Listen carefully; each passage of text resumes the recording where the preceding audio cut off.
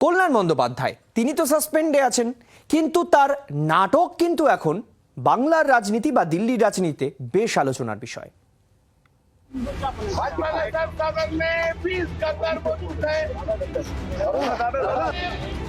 কুকথার কম্পিটিশনে তিনি বরাবরই চ্যাম্পিয়ন, বারে বারে তার প্রমাণও দিয়েছেন।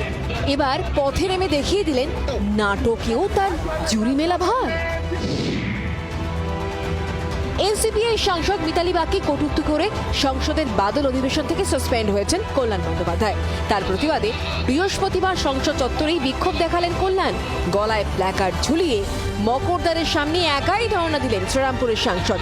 তৃণমূল ছেড়ে এনসিপিআইতে যোগ দেওয়া 20 জন সাংসদকে গদ্দার বলে সুরও চড়িয়েছেন।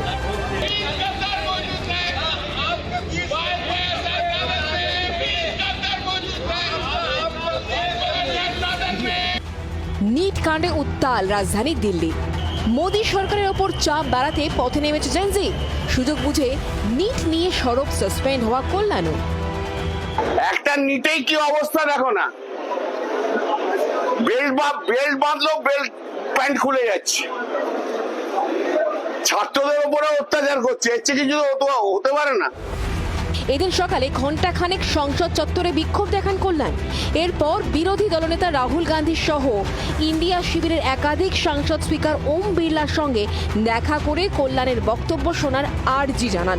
সূত্রের খবর বিষয়টি বিবেচনার আশ্বাস দিয়েছেন স্পিকার। এই খবর পেয়েই বিক্ষোভ থামিয়ে সংসদ চত্বরে ঢুকে পড়েন কল্যাণ। हम तो स्पीकर को बताया है कि उसको सस्पेंशन विथड्रॉ करना चाहिए, देखा जाए स्पीकर क्या करते हैं। কল্যাণ ধর্ণা দিয়ে হাওয়া গরম করার চেষ্টা করলেও তাকে গুরুত্ব দিতে নারাজ শাসক শিবির।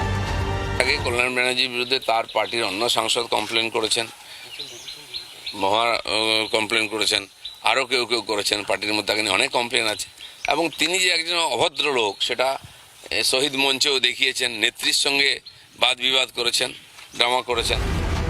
কটূক্তি করে সাসপেনশনের প্রতিবাদে ধর্ণা। ব্যস্ত দিনে কল্যাণের আরও এক ফ্লপ শোয়ের সাক্ষী থাকলো সংসদ চত্বর। ক্যামেরায় সুভাষিসের সঙ্গে রাজীবের রিপোর্ট, জি 24 ঘন্টা।